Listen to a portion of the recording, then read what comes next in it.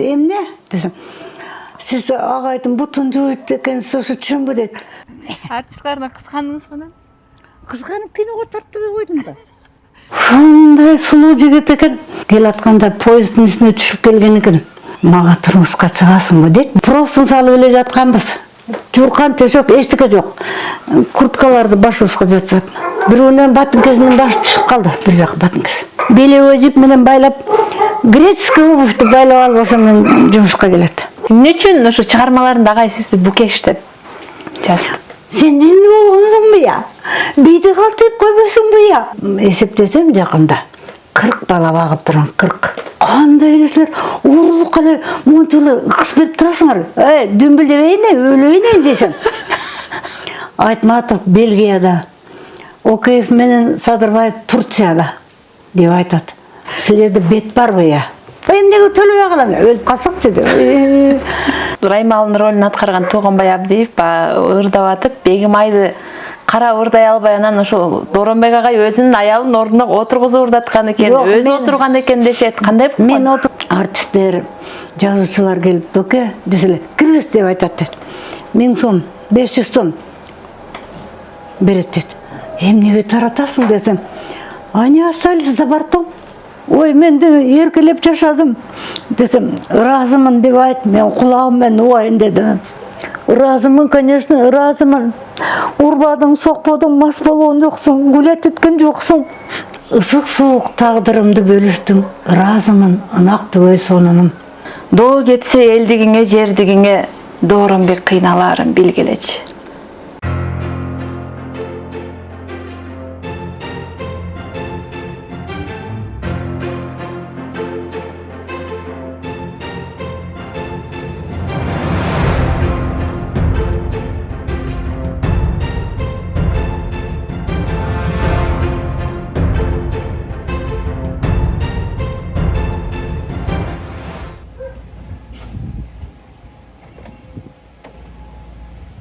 Амансыздарбы, ардактуу көрүүчүлөр? Ойго көсөм, сөзгө чечен, доор инсан, кыргыз эл баатыры Дооронбек Садырбаев агайыбызды билбеген кыргыз жок чыгар. Биз бүгүн дал ошол Дооронбек агайыбыздын өзү курган шаардын четиндеги үйүнө келдик. Алдыда байбичеси Сонунбү Көлбаева апабыз менен маек курмакчыбыз.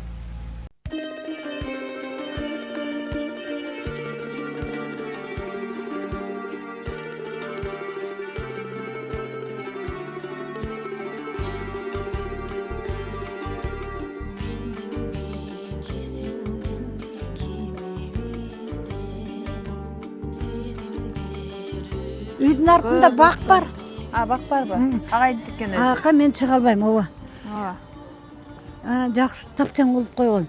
Экөөбүз ушул жерге жатып, эсел алды жакта карап жатабыз деп. Бир да жаткан жок байкуш. Мен келип жатып кетем. Жатып турам, булар барып түшүрүп алат. Өзүм түшө албайм, өзүм чыга албайм. Бир жолу жыгылып кеткем. Ошондон кийин коркуп калдым. Ошол. Бул жака келген сайын кадимкидей сонун элестерди эстейсиз. Конечно.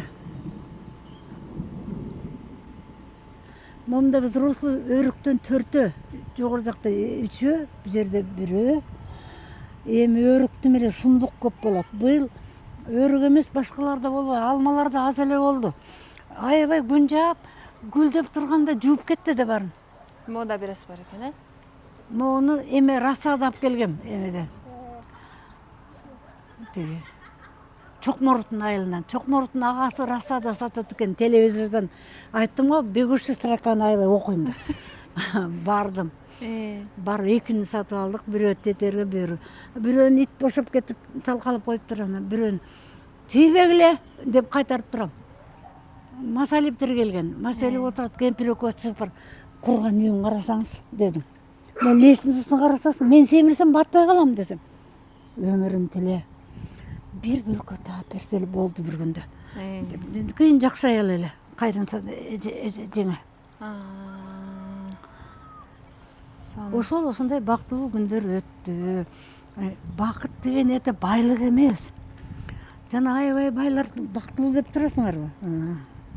Бакыт деген эмне? Бакыт деген бирин бири түшүнүп жашоо, бирин бири сыйлоо, эч качан бир сөз уккан жокмун да, акмак деген жок да. Гулет эткен жок. Кандай сулуу эле ал. Артисткалар аркасынан жүгүрчү. Ал мен билем. Артисткалардан кызгандыңызбы анан? Кызганып киного тартпай койдум да.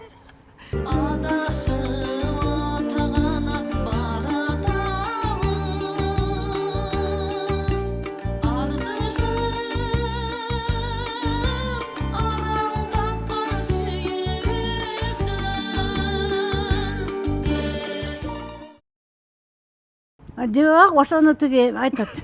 Тиги бир корреспондент келиптир.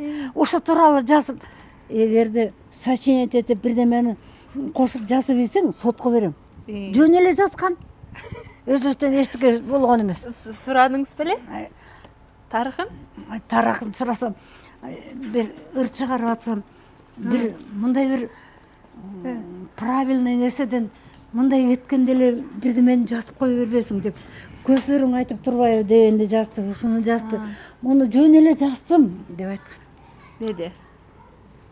Сборник чыгарды да. Жанагы элден мурун биринчи чыгарган сборнигине чыккан. Арзымын ырын ырдайлы, алганың шатак кылбайбы, көңүлүң көксөп жаткандың ай көздөрүң айтып турбайбы. Интервью бербе. Сен сөзүңдү сескери айлантып коюп, ана аял ушинтип айтты деп айтат да. Тубинстутта отделениеде заведующий болуп иштейм. Кирди. Мен интервью бербейм. Садырбаев тууралуу так сүйлөбөйм десем, ишиңиз тууралуу сурайм деди. Макул. Ана айттым, андай мындай туберкулезден ушундай коварный оору билинбей жүрүп оорутат. Анан чоңоюп кеткенден билинип калып атпайбы деп ушинтип отурат. Эй, кетпейсиңби, мен иштебеймби десем. Жок, мен бир суроом бар эле айта албай атам дейт. Эмне десем. Сиз агайдын бутун жууйт экенсиз, ошо чынбы дейт.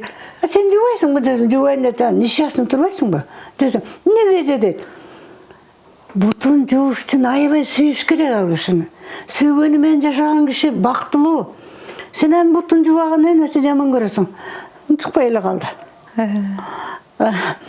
Анан өзүңүз кандидат наук, зав. Отделением. Анан бут жууйсузбу дейт. Ал бут жууштун историясы бар эми, мындай айтып берейин. Аябай жетип эле папиростой эле тартат эле да. Анан бутун парт этиш үчүн бутуңду жууп берейинби дейм. Дайым эле занят жазат да. Сен жаза берин, бияктан жууйн. Анан кээде жуба, колум тебет деп коет. Десем, ошентеби дейт, ошентет. Анан бутун парт этем, ысытуу кошуп, анан майлап, сайлап, носки кирип, жөтөл менен барып төтөрүлөм да, жөтөл аябай жөтөлөтүлөтүн ичинде. Эми болдубу десем, болду дейт. Сен күйөөң кайдан десем, Кызыл Кыядан дейт. Ал уккан болсо керек ошо. Дорунбек агайдын аялы бутун жуйт. Ошону сурайын деп келиптир, кантип эле жуусун деп. Ушундай адамдын жары болуу бул бир чети сыймык болгону менен абдан жоопкерчилик болду да сизгечи. Ошол өмүр жолуңуздар, тагдыр сиздерди биринчи кантип жолуктурду, кайсы жерден кезигиштирди? Мединскке өттүм 59-жылы. Новости с отличием бүткөм. Анан келсем эле комсомольский учетко тур деди. Учетко турайын деп барсам, секретарь комсомольской организации янында эки студент болуп отуруптур. Старший курста. Же драм курсуга катышасың, же хор курдайсың дейт. Ой, ырдабайм да катыша албайм. Биринчи курс аябай оор мединство. Анатомия, латинский язык. Ой, араңдан зорго окуп атам десем, анда стипендиядан алабыз дейт. Кой анда драм курсуга жазып калгыла, эптеп кирип чыгып жүрөрүм деп жазылдым. Бардым. Азыр Минздрав, ал жаңы бүтүлөк болчу, биз залы бош экен, ошого 5-6 студент чогулуп отуруптур драм курсунда. Бир келдик, экинчи курстагылар бар, медучилищеден келген кыздар бар, бар мындай. Менден көрө такшалга. Мен мындай бедный родственник болуп бакчада отурам. Бир бардым, эки бардым, анан барбайм. Бул жолу барып туруп иштебейт экен деп коем деп кечигип барсам, кирсем бир красавец турат элдердин алдында. Ушундай сулуу жигит экен. Тимеле жүрөгүңүз калып кетти. Оозумдан чыгып кете баштады. Артист экен. Бизге руководитель жиберген экен десем. Элдин баары менен уже сүйлөшүптүр. Мен кечигип баргам да. Сиз карындаш эмне кылганды билесиз деди. Мен стипендияны алабыз дегенден эле келдим, кирип чыккан эле жарат болушум керек десем, бир текст берди. Мен окудум. Баягы жигиттен аябай сүрдөдүм. Өзүм кыргыз мектепти бүткөм, с отличием бүткөм. Арымдан зор там-тамда окуп атып, мындай көзүм кыйыр менен карасам, мыйыгынан күлүп туруптур. Ого тер кетти менден. Эптеп шаларып атып бүттүм. Кирип чыккан эле жарат экенсиз деди. Райкан Шукурбеков менин айылым деген спектаклин алып келиптир. 2 Саадат бар экен. Звеновой Саадат, койчу Саадат. Менин койчу Саадаттын ролун берди. Анан эми сиз 3 ай келбей коюңуз деди. 3 ай биз репетиция кылабыз. 3 айдан кийин мен списканы берип коем деди. Ошода катышып атат. Анан келип комнатада кыздарга айттым, ой, такой красавец пришел, артист. Десем, да, жарым орыс, жарым кыргыз комнатада кыздар. Кириптикте ойноп алсам, Садырбаев менен таанышкан турбайсың деп, Садырбаев деген ким? Десем, жана силердин руководитель деди. Артистпи десем, артист эмес эле биздин 3-чү курстун студенти дейт. Мен билбейт экенмин десем, сени менен киного барат экен деп укпадымбы дейт. Мен вообще көргөн жокмун, мени карабайт ал дедим. Калган кыздар тим эле карабай тегеренип жүрүшөт. Мен мындай чекеде эле отурам. Гадкий учёнок болчумун да. 3 айдан кийин келдим. Алыстан көрсөм, мында переулокко кире качат элем. Себеби ушак жүрөт эле бул багышты жашын кезинде эле. Ой, донжуан кыздар менен жүрөт, анан таштап кетет деп эле. Анан мен ошолордун спискасында калбайын деп качат элем да. Мен деле карабайт болуш керек деп ойлочумун. Сулуу кыздардын баары тегеректей келдим эле. Анан келип эле концертке каласыз беле дешет. Анан комнатада алардан сурагандан да тартынам. Алар училищеден келген мындай бир такшап калган эмелер. Комнатада кыздардан сурадым. Какой концерт? Все время о каком-то концерте говорят десем. Он солист нашего хора дейт, институттун. Бир жыл жөн эле жүрдүк, спектакльди койдук. Майда драм театрдан 3 күнгө эме алыптыр. Аренда. Биз койдук спектакльди. Тим эле студенттер толтура, гүлдөр толтура, окумуш жакшы өттү спектакль.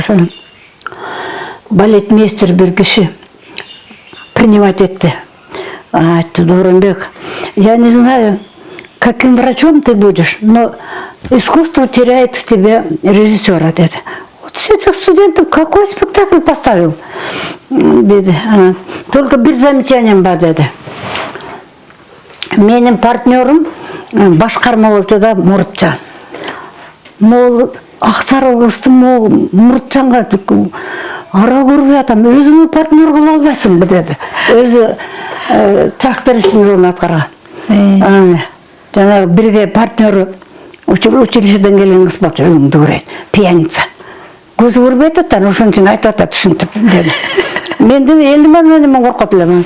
Дооронбек чыккандан кийин алмашып алгыла деди пока. Сен бул Саадат менен партнер бол, тигил десе, партнер бололу десе, жок, керек жок, өзүм эле рөлүмдө калам дедим мен. Тигил кыздан коркуп атпаймынбы? Иттей болот экен деп. Биринчи курсту бүттүк, мен даже не думала, что он обратит на меня внимание. Мен жөн эле биякта элдин барып отурган аркасында отурат элем да.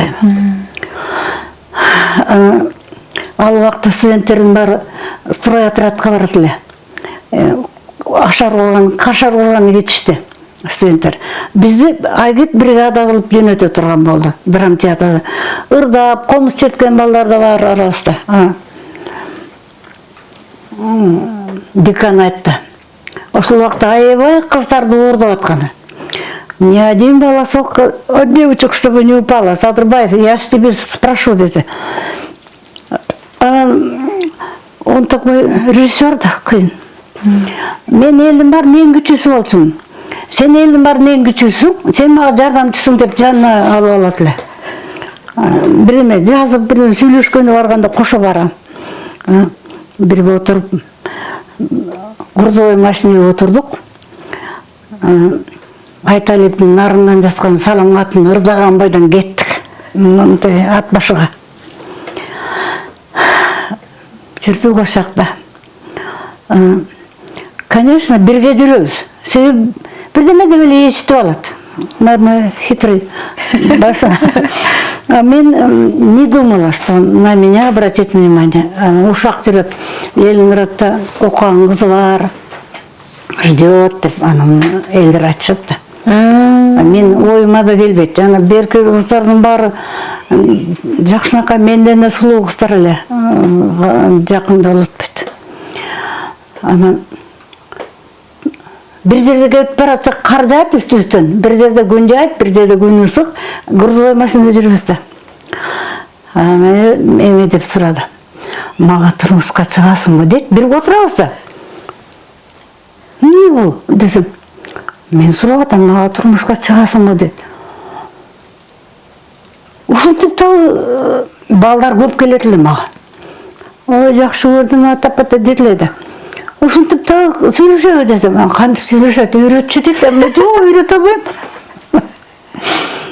Дедім, башым белей кеп қой. Арқаман әлі қара беле жүретілі. Мұнты беле қойсаң, мен я буду знать, что ты согласна. Құдай, бұл емнесі деп түсінбей қалдым да. Менің претендент балаларым бар әлі. Қоңыз черткен. Шарға жеткенде сені таштайды дешті. Ленинградта оқыған қыз бар ма? Сен не думай, что ұрдайды. Шарға барғанда сен қаласың деп. Шықпайым. Келдік. Бірінші курсты бүттік. Екінші курсын анан дружить начали. Келіп тұратылар. Бір күні баня үйістің жанында, общежитие жаңа травматология, азыр неврология. Осының маңдайында кардиологияның поликлиникасы баня болчу. Анан шығып күндіз чачымды өрмейінше құрғылайтылы. Модерге жеткен чачым барлы. Өріп келсем, Дорынбек келіп қалып тұр, деді. Мен жаңы халат тігіп келген. Китайский сатинден.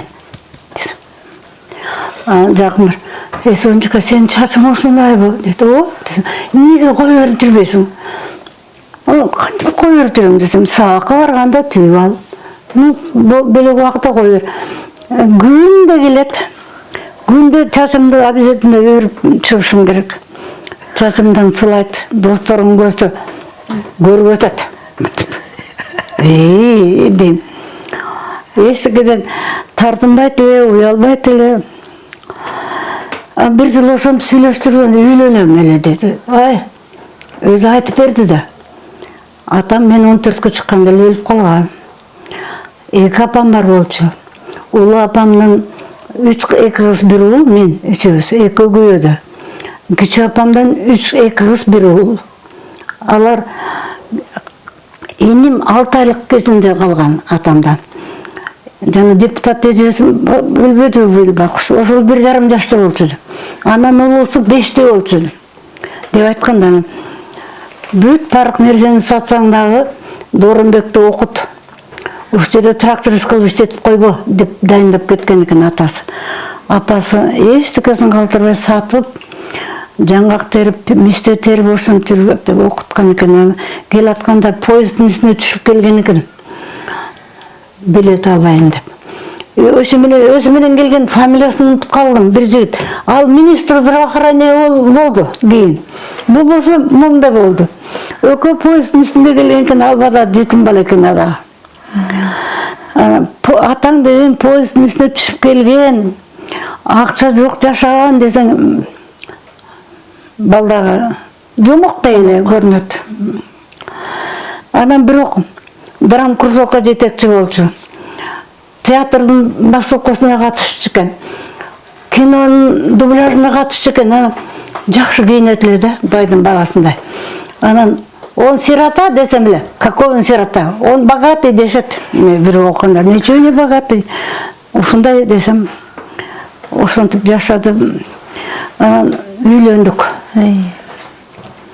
29 август 61-жылы. Экөөбүз колго алмашып эле мен чемоданымды көтөрүп чыктым, таксиге түштүк.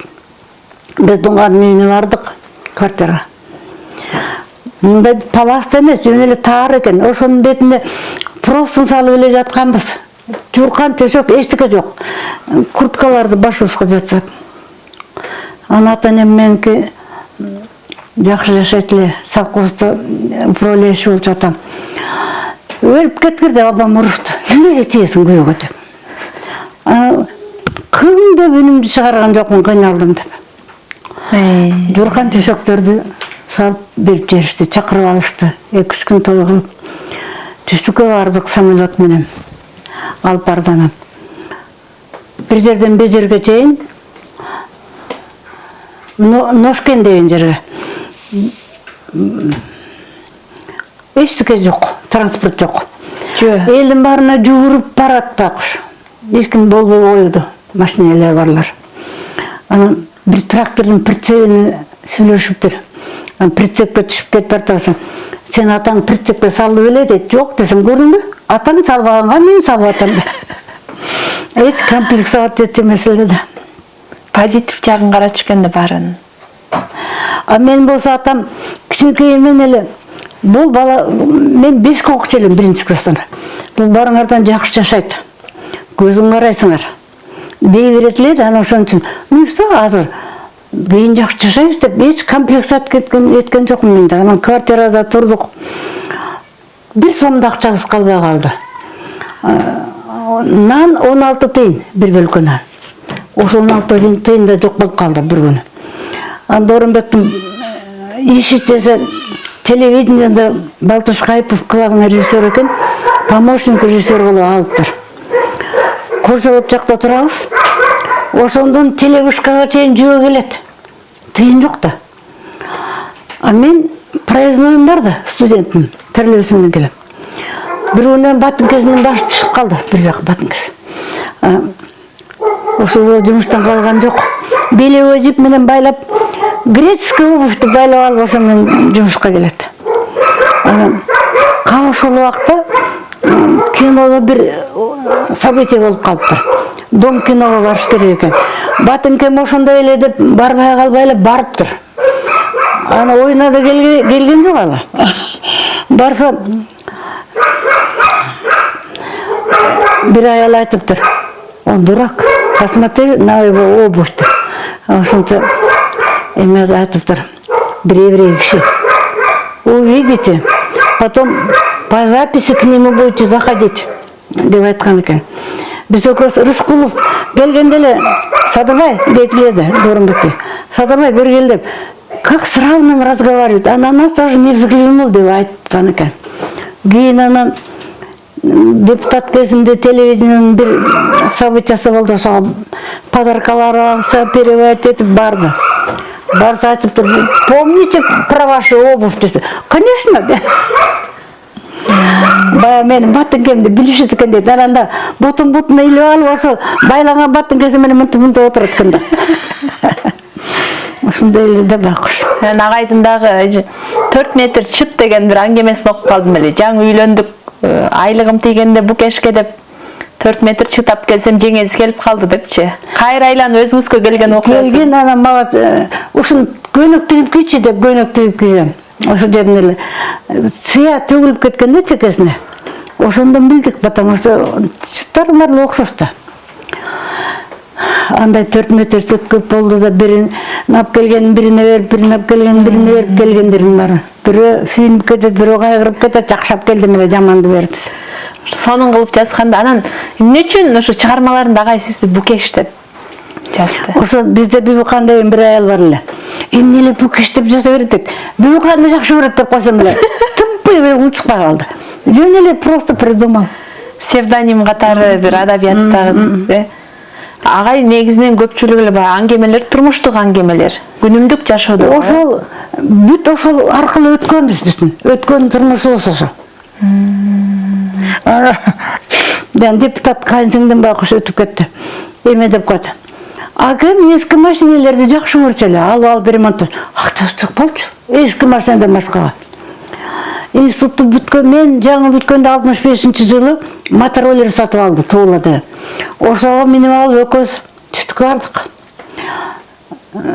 Баратсак ырдап алабыз. Чыккан ырдын баарын жатка билебиз. Экөөбүздөн ырдайбыз да. Сосновкага барганда бир орус палатка тигип алыптыр. Яшур нельзя туда деди. Бирөөнүн такыр өзүнүндө суранчы эмес да такыр. Ошондо мы мал айдап бараткан жокпуз, эт алып бараткан жокпуз. Причем яшур мы деп өтүп кетпейби?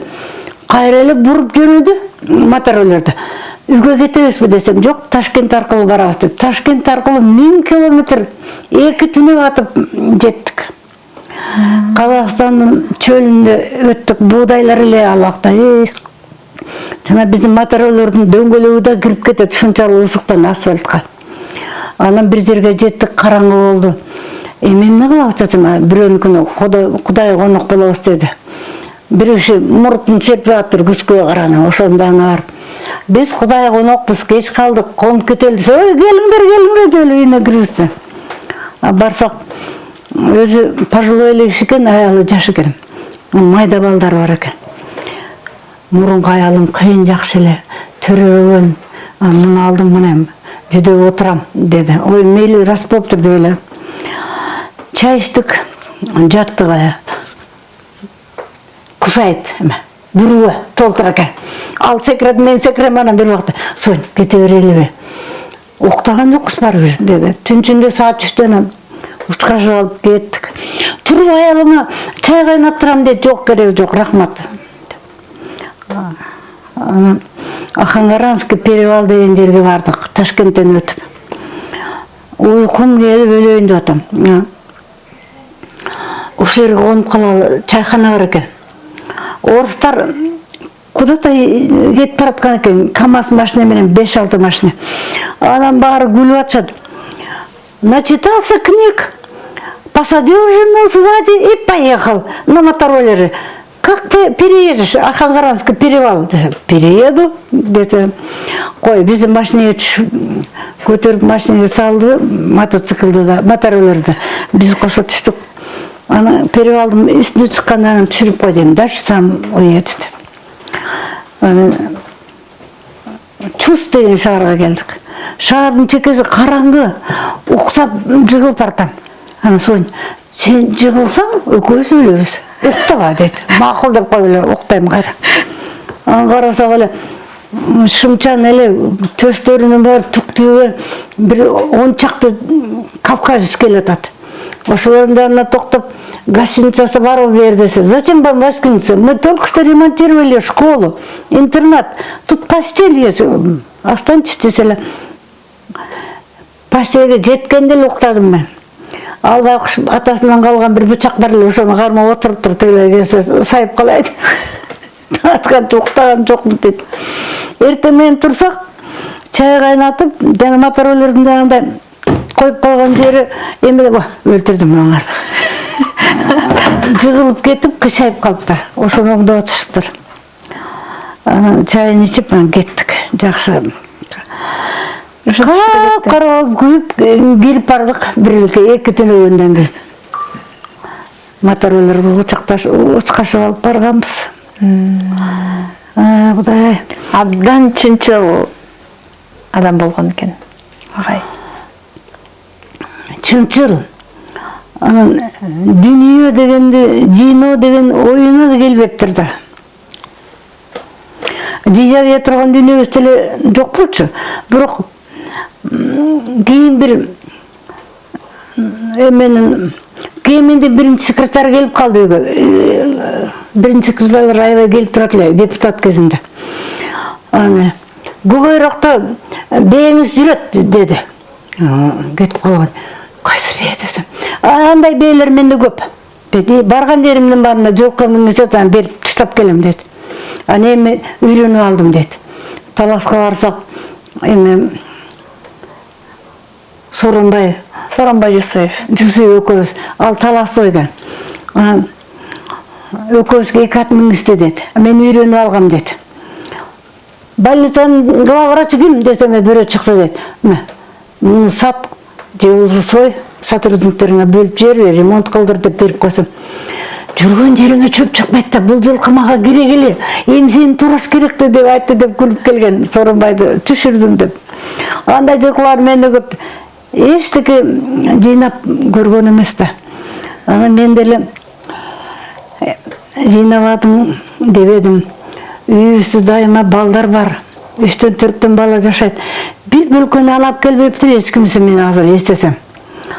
Ошо мен 200 сом алат, ал 200 сом алат. Ошо менен эле элди ошо багып, ошентип багып чоңойттук. Анан Базар Коргон Ленин району мен чүйдөн болуп эсептесем жакында 40 бала багып турам, 40. Мурдагы деле бир күйөө балам каза болуп, кудам да барган. Бакырдын Сатказиев деген политехниканын мурунку ректору кудам. Ал отуруптур төрдөн. Мен биз кичинекей чыгып бардык. Барсам эле 3 столдон эле менин балдарым жөнөштү да учурашкан. Ар бири менен 3 жолу өбүш керек. Аны бир жарым сааттан барып отурсам, эже, сизди тимел президентти тосуп деп. Шулардын баары үйгө турган. Баккам мен буларды. Болгон тамагыбызды бөлүшкөнбүз. Дорожко коюп коет элем. Аны казан менен бир кылып бышырат элем тамакты. Аны канча бала болсо ошончонун баарына коюп, аны өзүмө кичинекей этичке кылып ушинтип жашаганбыз. Пейилдин генендиги. Мен өзү жаңылык деле кылган жокмун дейм. Себеби мен ата-энем да эл баккан киши да болчу. Согуштан кийинки убак, мен кичинекей убагымда атам опаралеши болчу. Тентип келишет эле. Баласын эле көтөрүп келгендер. Ошолор үйгө кирип бир жума турат эле үйдө. Анан барак үйлөрдү курдурган совхозду. Совхоз арбатектерде. Бир барактан бир комната берет. Племенной совхоз, малчыларга кийиз берилет, кийиз берет жерине. Жамиля, бир журкан бир төшөк бер дейт апам, аты Жамиля. Бир журкан бир төшөк берет. Первое время совхоздон картошка бөлдүрүп берет, эт бөлдүрүп берет, по зарплату иштешет да. Ошентип элдер баккан да ата-энем. Мен мындай анан үстүнө атам келсе, бизде жакшы Дооронбектин туугандары эле жаман бекен. Бир тарелка тамак үчүн кабагыңды бүркөп алам. Итке деле бересиң аны. Сени жаман дейт, мени жаман дейт. Жете таңа дык кетет деп айта берет эле. Эштен кирип кетем. Мен эч кимге дык кетирбей берем деп. Атам ата-энем ошондой эл баккан эле. Үйгө кел. Тияктан келгендер кел. Туура Дооронбай экенкини бар деп айтты деп келишет толтура. Бир кыз айтат. Кайнажамдын кызы. Мен подругам менен жашайм, болбот жашабайм. Жашай берсин бундагы деп. Ошентип жашадык. Анан кошуналар айтат эле, каяка батырасың буларды деп. Балкон лоджияда 3-4 жатат, полкомнатада 4 жатат, залда жатат, биз жатабыз. Ошентип жашадык.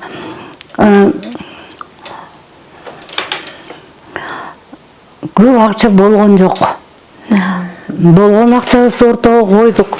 Анан дагы акча собирать этип, мотороллер, мотоцикл, машина сатып алат элек. 7 жылдан кийин Зарылбекте болдук. Картайып калдык, эми картаңбай кое алатмын десем, кой. Кыздар менен кантип таанышат эле. Зарыгып жүрүп көргөн Зарылбекбиз деп Зарылбек деп койдук. Зарылбегим балеке тыңдалайын. Бир тентек кылып же болбосо жаман окуп же бирдеме кылган жок. Жош бас деген жаганы басып, тур деген жаганы туруп, бирок биз аны кыйын эркелеттик. Угурла туруу дегенде никогда в жизни не было. Анан соска сорду 3 жаш 8 айга чейин. А мен бир кышык тишим бар эле. Бир подружкам тиш врач доктор. Ушу тишиң эле бузулуп турат сени. Такая красавица деп айтып атат. Баламдын тиштери берүүгөчө чыгып келатат десем, ачо дейт. Соску сосет, десем, канча 3 час 8 ай. Немедли бросьте, челюсть изменится деди. Ана 2 ведерко бар эле. Ошого запасной соскалар салып коет эле. Чоң соскалар бар. Ошону сурат. Садиктен келгенде жүгүрүп кирип туруп бурчукка отуруп сосканы соруп туруп кайра берип коюп коет эле. Келип эле соска нет десем эле. Сен жинди болгонсуңбу я? Бийди калтырып койбойсуңбу я? Деп балеке тыңдалай илеп атат ана.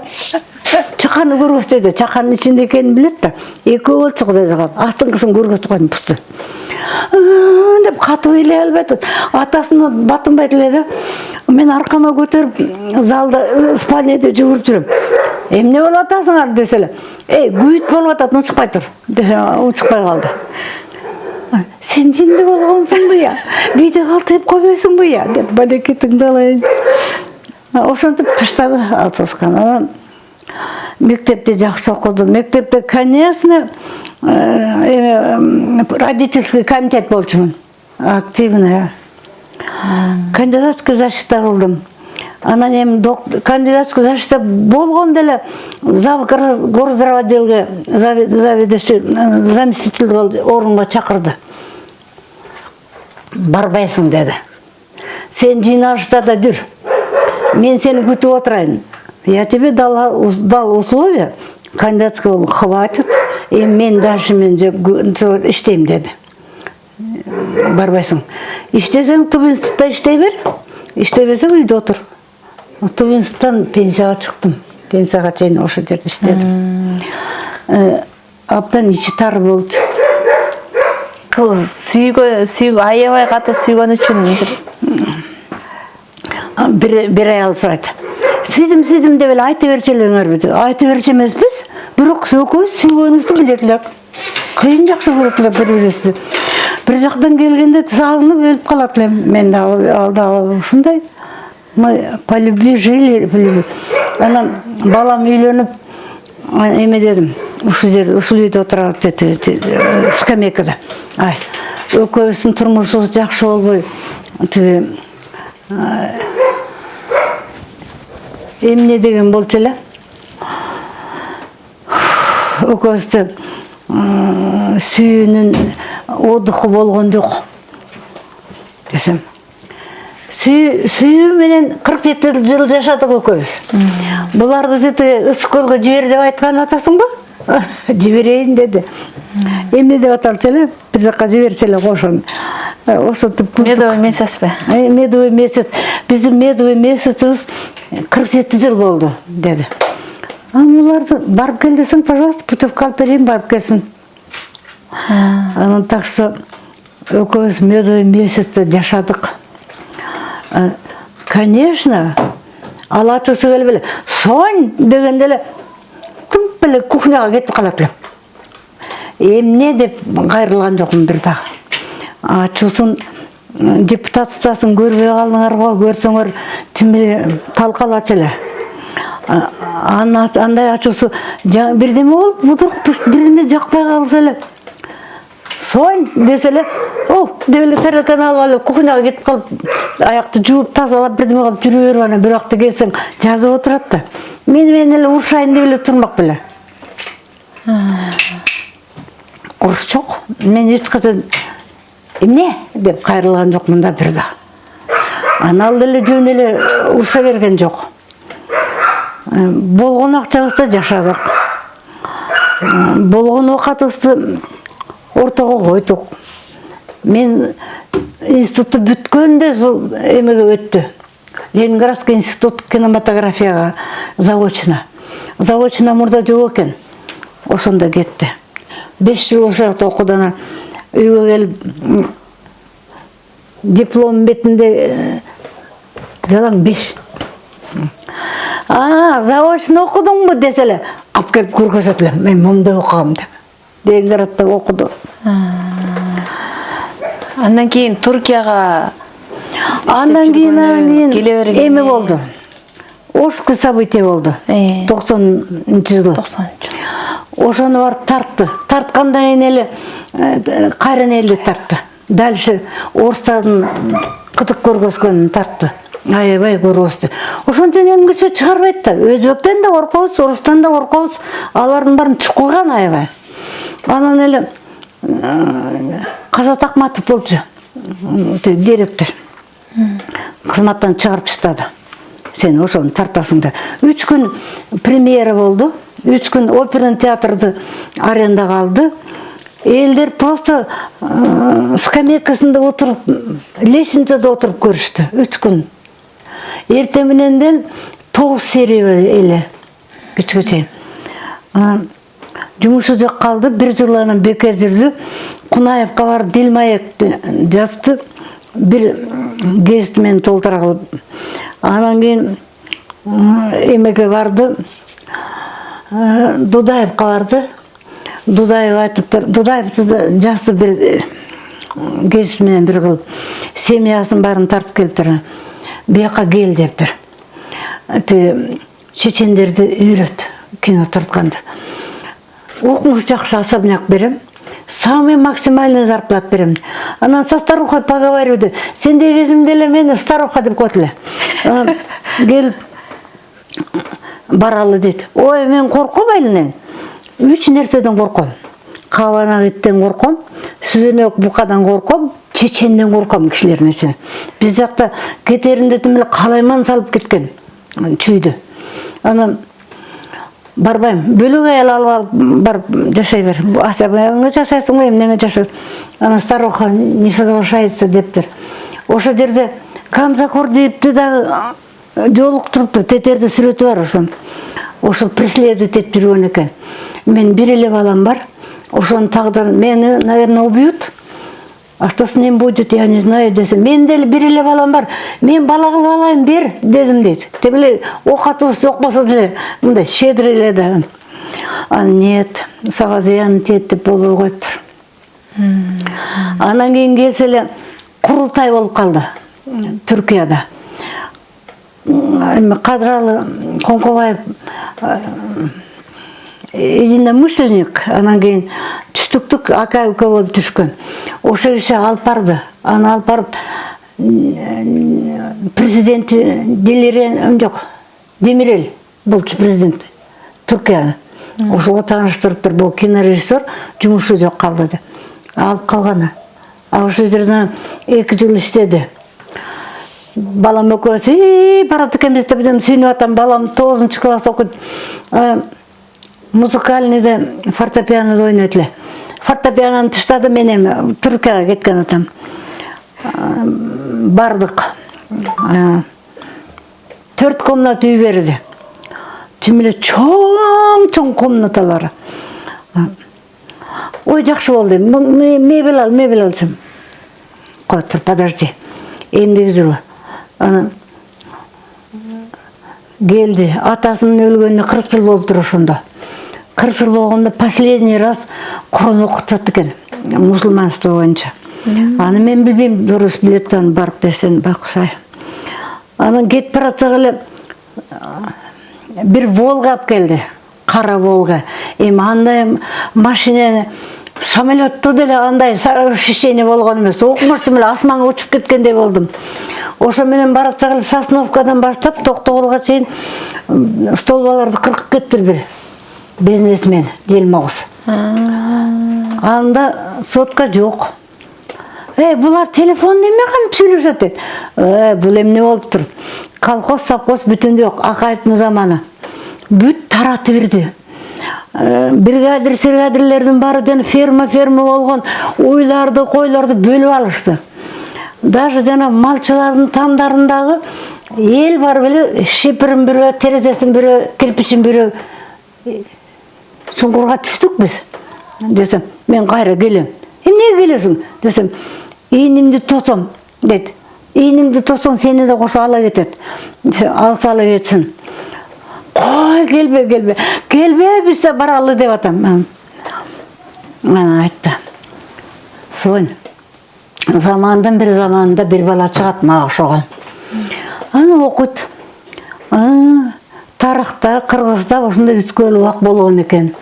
Ошондо камчы сапка жарай турган балдарынын баары жанын багып кетип калыптыр. Айтматов Бельгияда, Океев менен Садырбаев Турцияда деп айтат. Мен деген эл көргөндү көрөм деп келип, бир жыл абдан опубликовать этти. Муну туура эмес, заводдордун баарын, инструмент станоктордун баарын сатпадыбы акай? Тартып көргөздү. Болбой койду. Кой, мен депутат болуп, трибуна менен сүйлөшүм керек экен деп таап келген акчасын элге төлөгөн жок. Ерисип жүргөн балдардын бензинине төлөп, тамагын төлөп, ошондо барып эле өтүп келди.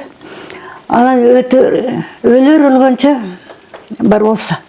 Биринчи эмесин талашканы эме. Мен самолет кайда, машинесин бермей деген жок. Грамм салт эмес.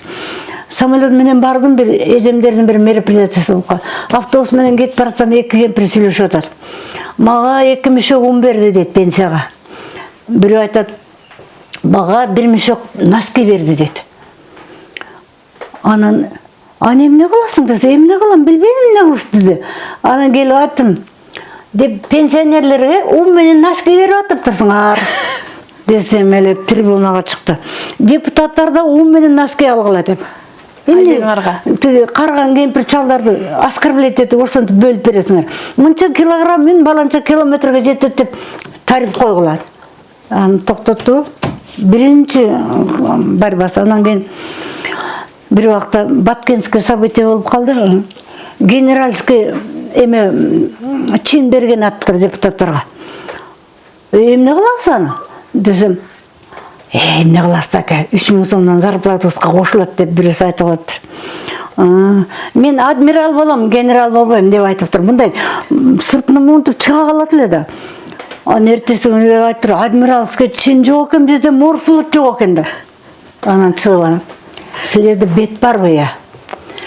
Солдаттарыңардын жарымы түрктөрдүн аскерлеринин эски кийимин кийип жүрөт. Жарымы Кытайдын аскерлеринин эски кийим. Момчу зарплата аласыңар дагы 3000 сомдон алган болсо, бериңер дагы түгөм. Прекратите деп. Жүргөн жерине чөп чыкпайт деп басылып калышыптыр. Ошондой өлөр өлгөнчө ошентип барот этти да байкуш.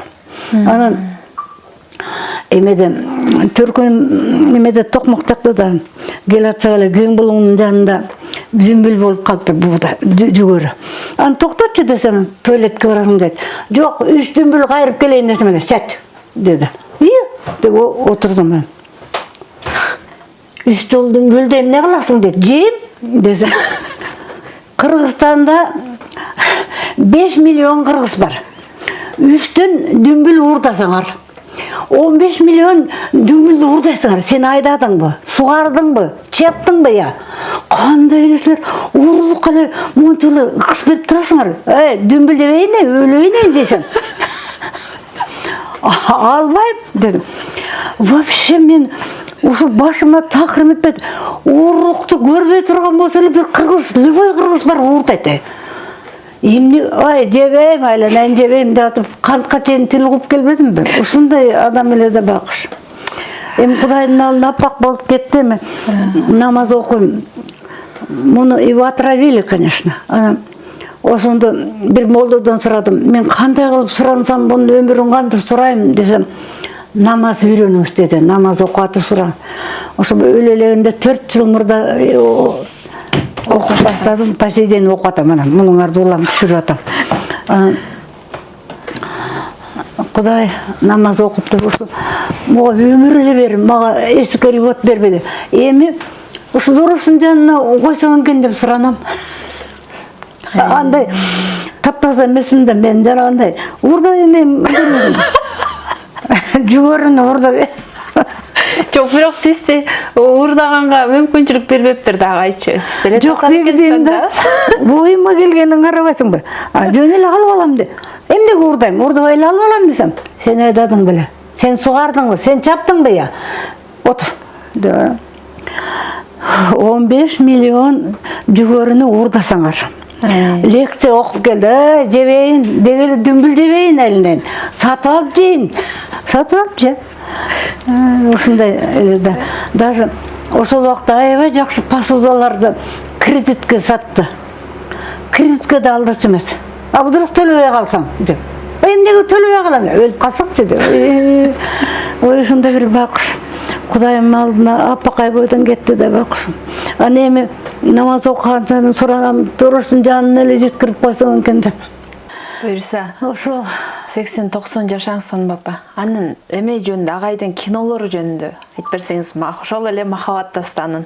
Сиз дагы жүрдүңүз ошол тартуу талаасында. Арасында жүрөм.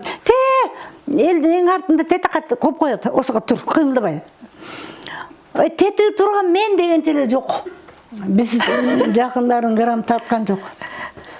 Барыбыз эле түшкүбүз келгенин билет эле. Эмеде Түркүн тагдырларда гана бир кичинекей кадр бар. Ушул Зарылбегим 11 айлык колумда мынтип кармап турам, тамак жеп аткан деп. Дегенче эле жок. Тарткан жок. Анан кино героиня изеп жүрөм деп айтса эле. Героиня жаныңда турат го десе эле. Бул деген фотогеничный эмес деп коет. Ошо тартуу иштеринде кандай бир кызыктар болду эле?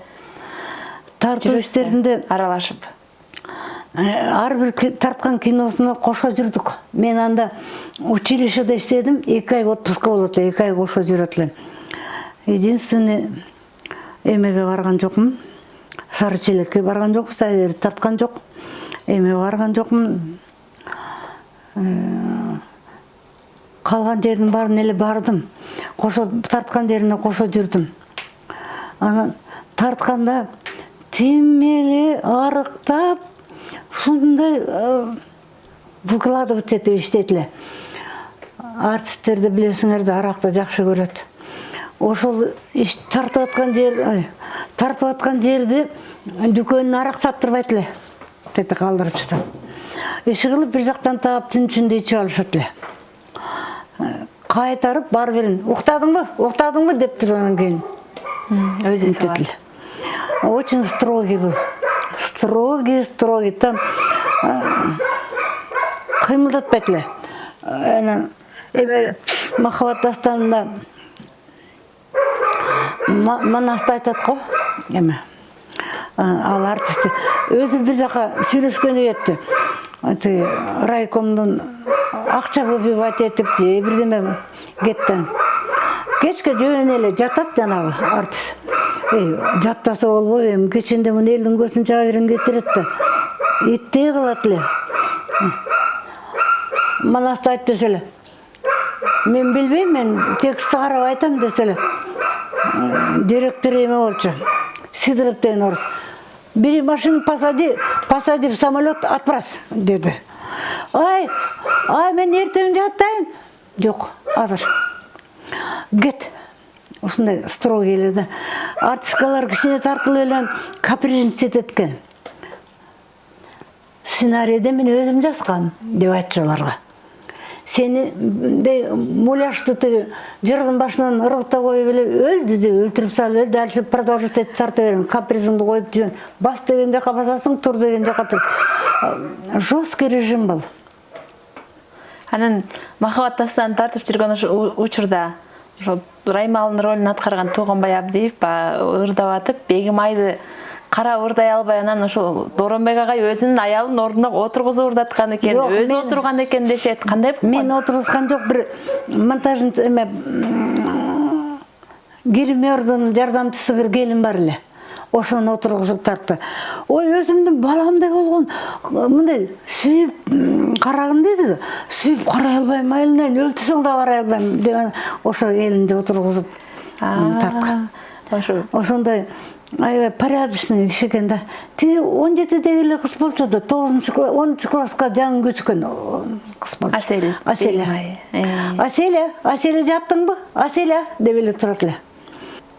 Сонун ар тараптуу талант болуп, баягы Түгөлбай агайдын бир айтканы бар эле.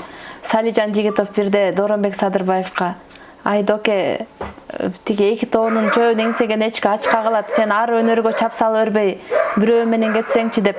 Анан агай кечесин берген экен го, 50 жылдык кечесин болду спорт ордосундачы. Эл толуп демеле ар өнөрүн баарын көрсөтүп, анан Салижан Жигитов ордунан туруп айтты деген бар эле. Мен Доке кечир, мен баягы сөзүмдү артып калдым депчи. Ошончо бир адамга ошончо өнөр кантип сыйды экен да. Экөө аябай кыйын тамашалашат эле Салижан Жигитов экөө. Дооронбек эмеден депутаттыктан чыгып келатса эле Салижан Жигитов келе калыптыр, келатыптыр. Бу жер кирели, бу жер шымын эметет элем деген оюна келбейт эле. Тизелеп туруп алып учурашыптыр. Ал болсо эме ступенькага жата калды дейт. Ушундай катуу тамашалашат дегенде бири-бирине. Өнөрлөрү, ошол өнөрлөрү жөнүндө айтсаңыз, чыгарма жазды, ыр жазды, кино тартты, укмуш бир шедевр эмелерди жаратты, эмгектердичи. Мастер спорта по борьбе. Ал жагы бар. 60 институтта окуп жүргөндө эмеси да бар. Грамотасы. Атай небересинин комнатасына коюп койдум. Көрдүңбү? Атам мастер спорта. Мен первый разряд по гимнастике. Менен заниматься эткен эме Аграмов мастер спорта болчу. Мастерликке калтырбай койду да дурус деген. Үйлөнөбүз эле. Үйлөнгөндөн кожзаводдо тетакта каяктан келесиң? Тыштадым. Дагы ошо эл билбеген агайдын да кандай өнөрлөрү бар эле? Уста болчу, уста. Бүт барлык нерсени жасаганды билет эле. Чайнек бузулуп калды, телевизор бузулуп калса, точкаларды бузулуп калса, эми балдарым мына эмени күрт албайт даже. Жанагы мыкты. Атаңар момундай эле дейм. Тетакта бир комната толтура инструмент эле. Даже жана батинге ултара турган нерсени алып келип атып, муну эмне кыласың десем, сен өтүгүңдү оңдобой эле кой. Ошондой майлайт эле. Менин батинкемди, Зарылбектин батинкесин келининикин да байлап ичи. Майлаба десем, ой да ал деле биздин балабыз деп. Ошондой өнөрлүү эле да. Анан единственный тамак кылганды билбейт, конечно. Тамактан тандап жейт, эт жейт в основном. Экөөбүз Тубинститутун аялдары врачтар чогулуп чай ичесем, мен күйөөм муну кылат, менин күйөөм муну кылат деп айтып атышат, мен унчукпай эле отурсам. Сен күйөөң эмне кылат дейт, менин күйөөм эчтеке кылбайт десем, мунун күйөөсү оштук. Оштуктар тамакты жасап өзүн жегизет дейт. Мен жасаган тамакты кухнядан келип ичпейт, залга апарам. Десем,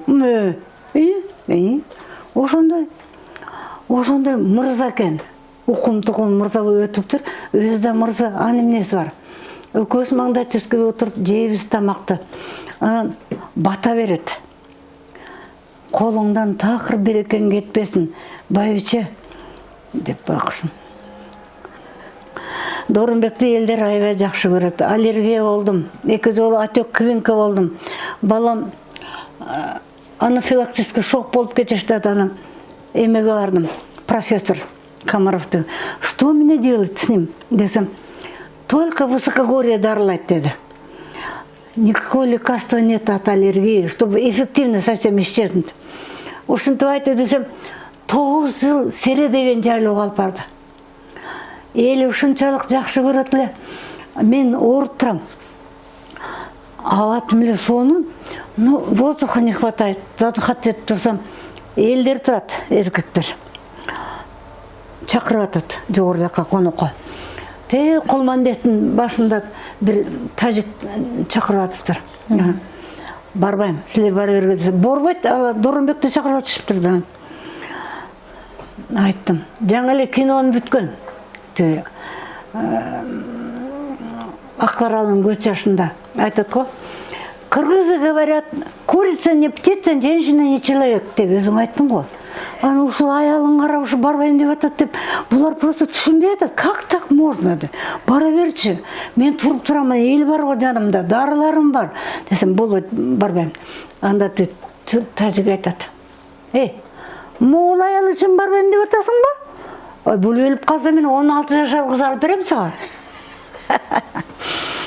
Аны элдин баары күлдү. Дооронбек айтты, Сонь, такыр жакшы болбой койгон аялдарды атка мингизип жакшы болчу эле. Атка минип жүрсөң деди. Мейли өлүп кетсем деле барайын, ушунчалык элдин баары күтүп турат да. Бул болбой атат, барбайм, аялым ооруп атат деп.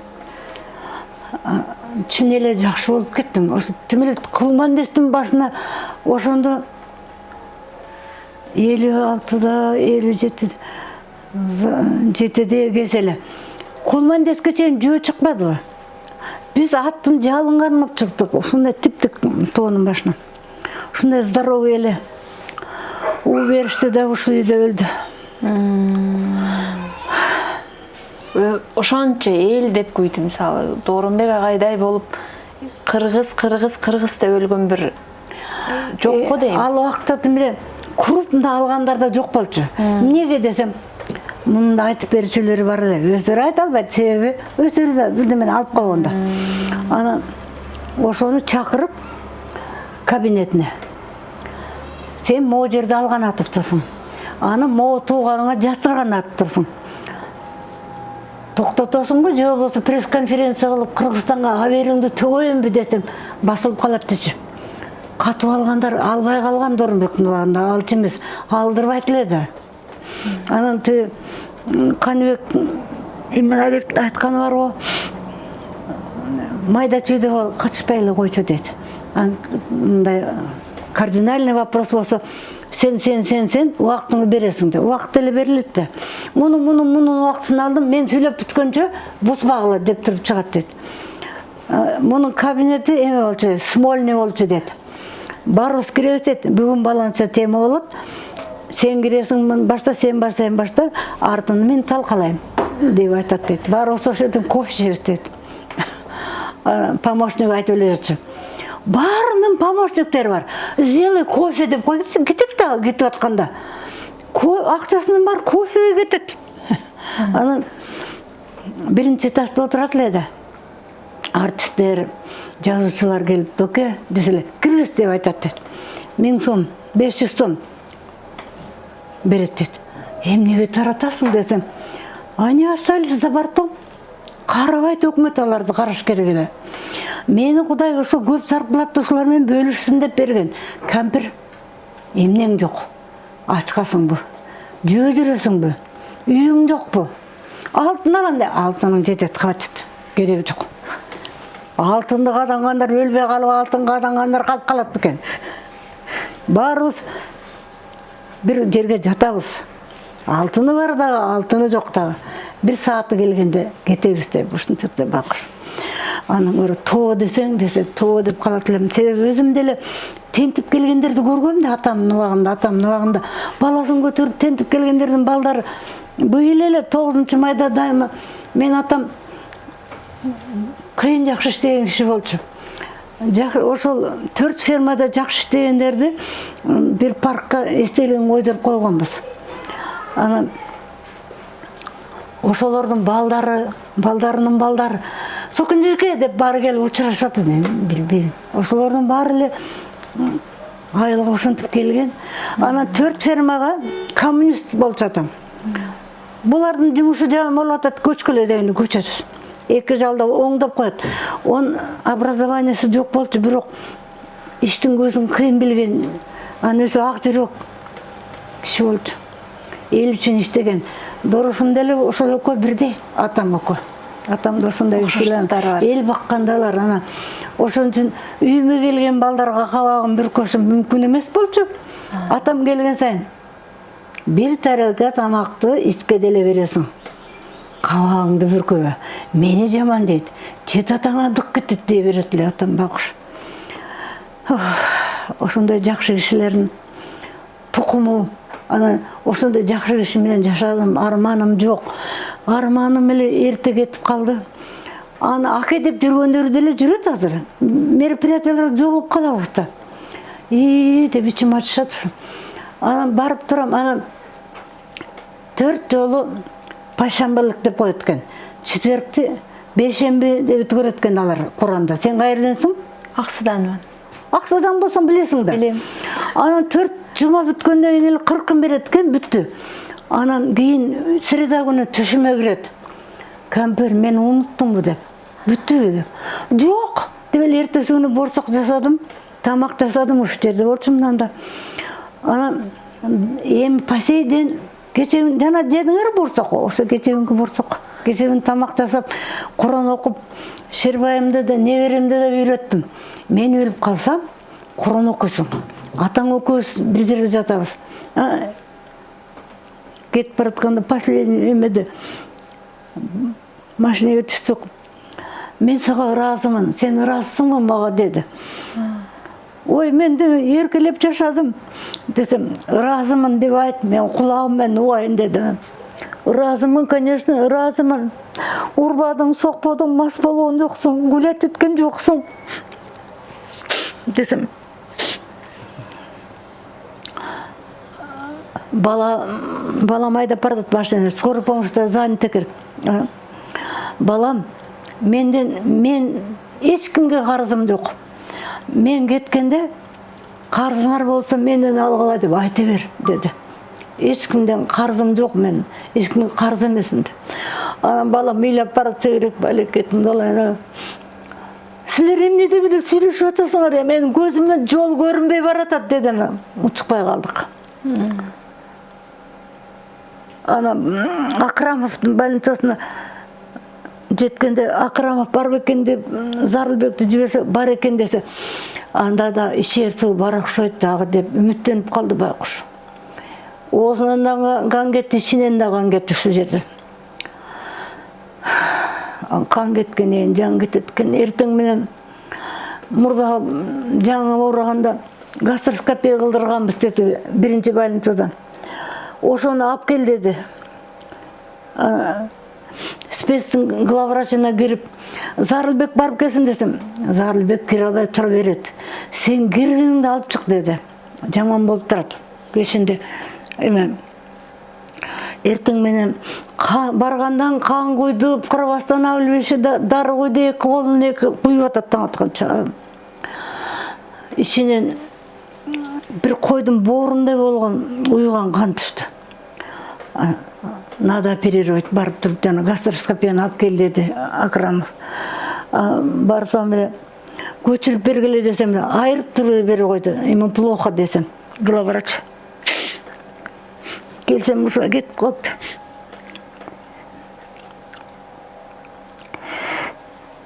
Где Садырбаев десем, эч ким жооп бербейт. Операционныйда болчубуз. Сиңдим күйөөсү менен келип тосуп туруптур. Акрамов биринчи этаждан чыгып келатат. Биз жакшы тааныш элек деп айтам го, экөөбүз бир тренерде заниматься этебиз. Ушундай ийиндери түшүп, ушундай жаман болуп кетти. Анан карып калды да, дежурстводан чарчаган экен деп ойлосом. Сонечка, зайди ко мне в кабинет деди. Кабинетине кирсем эле. У него легкие, оказывается, плохие. Конечно, 50 лет курил, десем. Сердце остановилось, деди. Остановись болсо, заводить этип жиберет да. Анан коркпой атпайбы. Чё дальше, десем. Дальше мы не могли завести, деди. Анан бакырып өкүрдүм. Мен 3-чү курс окуп жүргөндө патанатомия деген сабак бар. Ошондо өлгөн адамды кескенин көргөм да. Эч жерин калтырбай кыркат.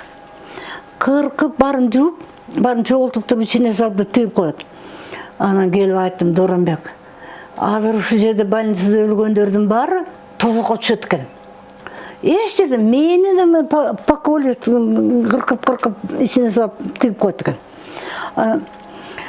Мен сенден мурдан өлсөм, мени вскрывать эттирбе десем. Мени да сен вскрывать эттирбе дебе. Анан машинеге бакыртып, мени машинеге салып алып, күйөө алам, сиңдим экөө алып келатат. Сиңдимдин баласы хирург немеде, 10 институтта. Мурат, звонит, Мурат балекетин Акрамовка кирип айт, вскрывать этпесин. Вскрывать эткенде баары бир тирилбейт да. Кескилебесин десем, вскрывать эткен жок. Анан кетип баратканда эле айткан, Байтиктен жер сура. Экөөбүз жанаша жатышыбыз керек. Тияктан мага орун берет да, сага орун бербей коет деген. аларчадан. Байтыкке барабыз дедим. Депутаттардын баары жүрөт ушул жерден баары обещать этти. Алып беребиз сизге да орун. Деп анан макул болду ошого. Аларча. Менин ордум бар, менин ордун балама. Барып турам мен дайыма. Бир жолу четверг болуп калды. Түштүктөн бир жакшы кайнымдын үйүндө. Аялы жумушка кетти, келини да алып кетти, эч ким жок үйүндө. Китеп окуп атып, уйкум келип кетип чарпайды кышесем, "Кампер, мен унуттумбу" дейт. Ой, унуткан жокмун деп эле тура калдым. Четверг. Уну издеп үйүнүн барын карадым. Жок, бир мешок менен бир күрүш турат. Үйәліне, бұлар андасына бір манты жасап деген болуы бұларды. Бұларды деген жанағында супра деген болсы кереклі. Илініп тұрғандар бір сайып бір тағып алдым. Мұнша оны тағып алып, жуырып бір жұмыртқа тағып алған. Шкафының барын одардым да. Электрический плитаға пішірайын десем, плиткасы бір башқаша екен, жылтылдайды. Мен мұнысыны бұзып салбайын деп, очақ бар да міне. Кішке очаққа борсақ жасап, Құран оқып отырсам еле қайным келіп қалды. Акен келді десем, қайсы акен деді, өзің акен. Усынтуына мен десем, борсағыңыз сіткіне оқшауя қалды деді. Бір жердің ұн тап алғаныма рахмет десеңер, айын. Тап-тақыр күріш жалаң бар. Андан кейін бір жайлығы сіңді мал менен шыққан. Барып жолдың аржақ чекесінде отын алалы деп балдар кетті. Арқасынан баратсам ұйқым келіп кетті. Сондай гүл ұқмашта соның жар. Қышап жатсам әлі ақ көйнек, қара шымша мен алдым да кел атат мені өсте дұрыш. Ай, Гүлмира сіңдім аты. Гүлмира қиқырдым суның аржағында. Қамыр жуыр жесен келді десем, шашып қамыр жудым. Так что 16 жыл болды. Арбір четверікті не берем деле білет. Ертең қамыр журам, кішіне борсақ жасайым, Құран оқойым, тамақ жасайым. Келгендер бірінші уақытта көп келшілі. Азыр келбей. Балдарым еле келеді. Отырғызып алып, Құран оқы. Мен өліп қалсам, оқой қойасың ба деп атып үйреттім не беремді. Аяқ жағын сен айтты, аяқ жағын дәл үйрен деп атып үйретіп атам. Ошын татпаймын. Біреулер айтқан ғой, 80 год ана умрет деген оқсайды. Апа, может папандармен жашайсың деді. Неге? Десем, если что случится, мен қантып... Қорқпа. Мен өлсем де сағат только жақсылық тіле өлім. Бір жақтан келгенде бетімен өп. Если теплая, значит живая. Если холодная, папаңа звонит, апам холодный болып қалды. Апа, біз азырқы муында баяғы материалдық дүйнөнің муыны болып қалдық, мындайша айтқанда. Үй бүлөлүк турмуштагы ошого карата бир ыңгайлашып калды. Кедейдин кедейбиз. Ошону сиз ошондой жолду басып өткөн бир адам катары бир руханий бир дүйнөдө жашапсыздар сиздерчи, бийик дүйнөдөчү. Китептер менен жашадыкпыз. Ойгонгондо эле "Здравствуйте" деп учурашат элем. Биздин спальняда болчу да. Даже античный литератураны окуду да жанагы эми Ленинградда окуп атканда. Аны бербейт экен үйгө. Бирок ушунчалык уважать этишкенден берди Доронбек Көтөбкө. Бир-эки чөөнү окуп калдым мен. Алтым эле шуулдатып окут эле да мен антип жете албайт элем. Муну көргөн киши эле жабышып калат эле. Башы аябай тарыхтын баарын билген. Кайран гана мээси укмуштай мээле да анан жүрөгү жолборс жүрөк болчу эчтекеден коркпойт эле да. Өлтүрүп кетет сени десем. Кампир, бир башка бир өлүм. Өлүп анан кайра жалганды көрдүң беле? Кошумачылар да өлөт. Жакшы жүргөндөр да өлөт. Ошон үчүн жашаш керек. Элге кызмат кылсын деп мен атам жараткан, Кудай жараткан деп ушинтип эле байкуш. Мындай намаз окуп бирдеме кылчу эмес, бирок Куранды эми окумаса окут эле өзү үнү жакшылайды. Андай болуп, мен күндө жана Аравияны көрөм. Бир да Дооронбеккини окушусу окутпайт эчким. Окумушу апам өлдү, көчөдө столба жатып туруп ошого отурду, элде толтура. Дорус бир Куран окуду. Элдин баары айтты. Мындай Куран окуганды уккан эмеспиз деп. Мен эмгиче 16 жыл болду. 16 жылдан бери күнүгө карайм. Бирөөнүн үнү окшойт бекен, эч кимди окшойт. Өтө жакшы дачы да. Ал кандай бир кичине, ой мен келесо, ревновать этип тартырбай койбодум киного. Тартып койсом эле болмок экен. Мен кетем. Сен киного тартылсаң эле мен кетем. Больше я ничего не могу сделать. Уйду от тебя деп. Токтогулда элеси калды, жаштыгы калды Токтогулдун ролун аткарганда.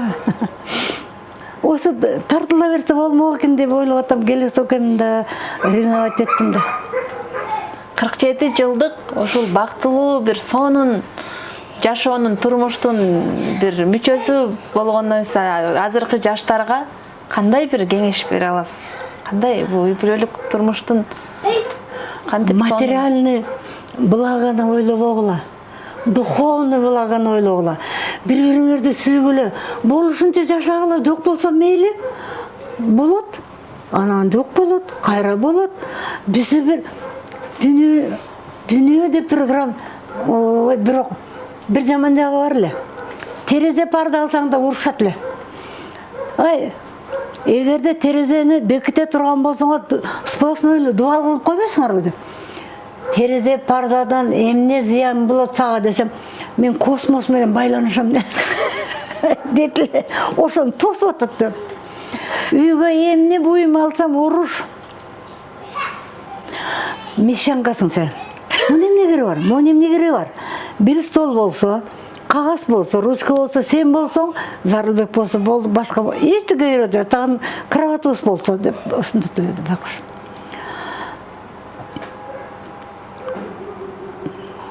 Анан аябай намыс көп эле. Троллейбуско түшүп барабыз Козоводко. Орустар аябай баран дейт эле кыргызстарды. Троллейбустун баш жагында бирөө баран десе эле учуп жетет эле, элди тептеп эле кетип калат эле. Барып эле орусту жакадан алат эле, чоң орустар өзү баладай эле бою. Кайратынан корксо керек да, эч кимге кол кайрган жок.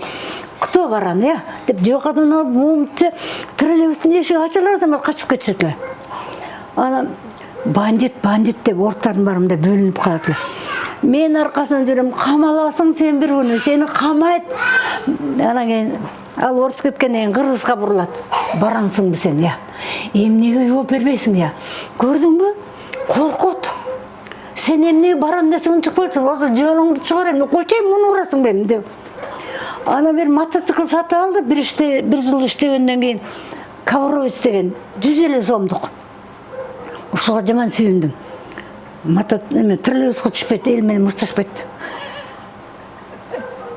Ана бир корреспондент келип сурайт, бактылуу күндөрүңүзгө, бактылуу күнүм машинеси келип токтогондо эле бактылуу болчу. Дүйнө жүзү бир бакытка толуп кетет эле мага.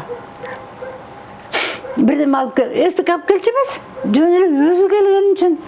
Ана бирөөлөр бир жактарга барганда, мероприятиялар болгондо эми уча бир-эки жолу алып келди.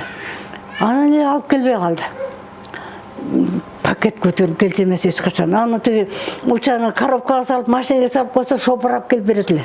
Анан сага уча бербей калдыбы десем, Мария Токтогуловна деген зав кафедра бар болчу, мединститутта, фармакология.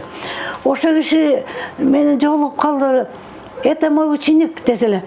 Баягы учаны вам десем эле. Мен көргөндө сразу элдин баарын түртүп туруп, мен жаныма отуруп учаны алып кетет дечи эле. Апа, агайдын не бир сонун ырлары бар. Элге сиңген канча оонду ырлары бар. Анан эң сонунум деген ыры да сизге арнаган. Ошону окуп Элүүгө берсеңиз. чыкканда бир единственный бирок бул мага орден. Багына просто любовь эмес, вся жизнь там. Эми угуп турсаң, тузун татып батман шорумдун, туусун кармап борон чапкын жолумдун, турмушума тутка болуп келесиң, туңгуч арзып алган жарым сонунум. Кезирленсе кээде кыял жорогум, характер. Кетмей барча өкүрленип колумдун, келатасың чекеңе бир черттирбей, кең пейилдүү кечиримдүү сонунум. Тоң моюн эл тоолуктардын шогумун, токтоолуктан бүтсө керек болумуң. Тоготпостон ушак айың сөздөрдү, тоогодой жөлөк болдуң мага сонунум. Ылайлантпай жубайлыктын коругун, ыдыратпай тигиштерин тонумун, ысык суук тагдырымды бөлүштүң, ыраазымын ынактыбой сонунум. Сарыгырдан аксап түштө чоуруң, салты ошондой айгаш көмүр жолумдун. Сапар карып келатканга кейбе, сапарлашым сары катын сонунум. Сонун, абдан сонун, караңызчы кандай. Ошо бул орден мага берилген орден. Мындай любовный ыр эмес, это вся жизнь там. Анан сонун апа агайдын айылым деген, айылыма деген бир сонун ыры бар го. Аябай бир Билбейм. жакшы. Мен окуп берем сизге аны. Окуп бер кой. Айылыма деген. Гир төккөн айылыма чанда келем. Киндиктеш агайынды чанда көрөм. Адашып мен силердин араңардан алыста жашап калсам кантпе келем. Кээде бозат минип келем. Кээде ыйлап, кээде күлүп жыргап келем. Кээде жөө, кээде шекчен, кээ мезгилде бозоруп боорум менен жылып келем. Кел атып сураганым, тилегеним. Кешиги кемебестен жүрө элим. Аман соу жүрүштө экен баары эсен, чырпыгы чыгымдалбай ирегенин. Иттери карс-карс үрүп чыгырса экен. Балдары оюн күлгү курушса экен. Чалдары чайга тоюп сакал жанып айылыма айбат болуп турушса экен. Ууздардын кыркылбастан узун чачы, убайга малынбастан улан башы, айланып кагылышып турушса экен акбастан апалардын ачуу жашы.